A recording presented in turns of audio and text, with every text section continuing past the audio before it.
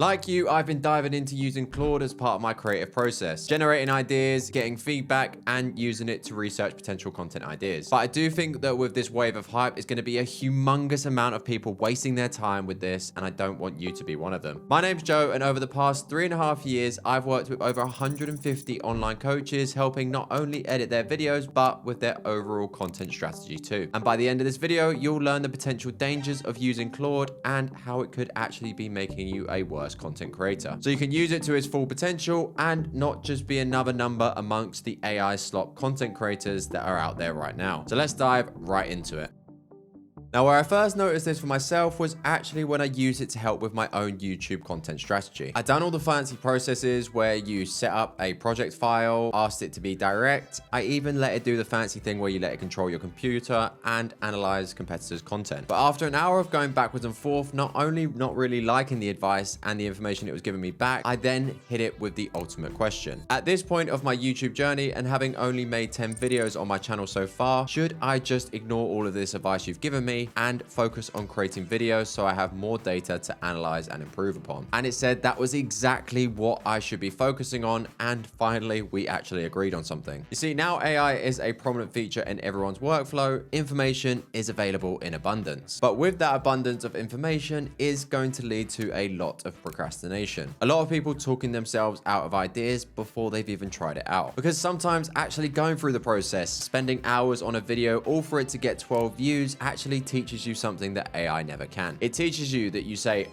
every 5 seconds and that you need to work on your speech. You record an entire video just to realize that the mic wasn't even plugged in properly and you need to record it again. These kind of mistakes you make and the processes you go through are almost unteachable with AI, because I do strongly believe that certain experiences cannot be learned no matter how much you read upon it. You can read about the science of pushing through a tough workout and strategies to do so, but until you're under the fucking bench press and you need to press this weight so it doesn't rip off your own neck, that's when you truly learn about hard work. So I believe those who are able to use AI and Claude as more of a soundboard to bounce ideas off of, rather than a research tool that feels like progress when in actual fact it's just a form of resistance and procrastination, are the ones who are going to make the most out of the potential it really has. Now, one use case for Claude is the ability to analyze competitors' content, go through their transcripts, and emulate their work to achieve the results they have for yourself, which to a certain extent is what we should all be doing, and Austin Kleon's book Still Like an Artist really opened my eyes up to this mindset. Now, I'm not going to dive into this book too much in this video, but if you want a really good easy read around creation, then I would highly recommend reading it. But let's just paint out the current dream scenario in your head. You get all your Claude co-work minions to scan through hours and hours of content. This then creates a content plan that you can just go away and replicate, which by doing so immediately goes viral, and within a couple of months you now have a large audience. On paper, this looks like a massive win, but here's why this isn't. Because I've seen it happen to far too many creators, and now you're even seeing these large creators come out with millions of followers, acknowledging that they can't make any money despite this large following. The reason this is the case is because although you might have built a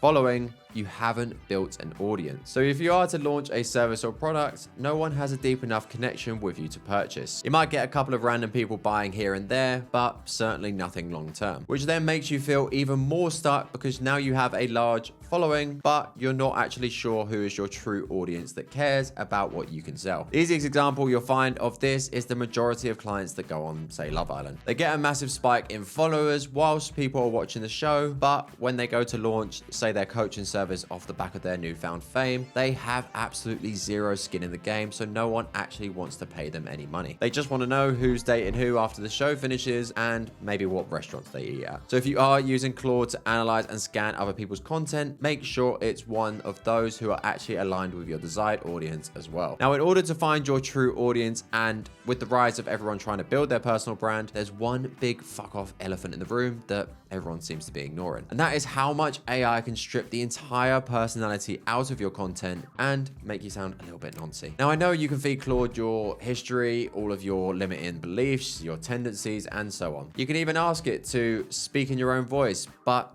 I don't think it ever really can, because now more than ever, people are craving for more connection and more authenticity. It might come across in the way that you use certain words to describe things, like what I did earlier in the video when I used the word Nancy. For a certain subsection of people, using that kind of language might resonate with you as you would speak to your mate in a similar way. And if you don't know what the word means, I'll let you Google that in your own time. But by all means, use AI to your advantage to help with your writing and creative process. Just don't let it reshape who you are so that you start to present a diluted version of yourself. Now, one process I absolutely love using AI and Claude for is my thumbnail creation process. And you can learn how I've built an entire AI thumbnail process so I no longer have to work with a thumbnail designer by clicking this video here and watching now.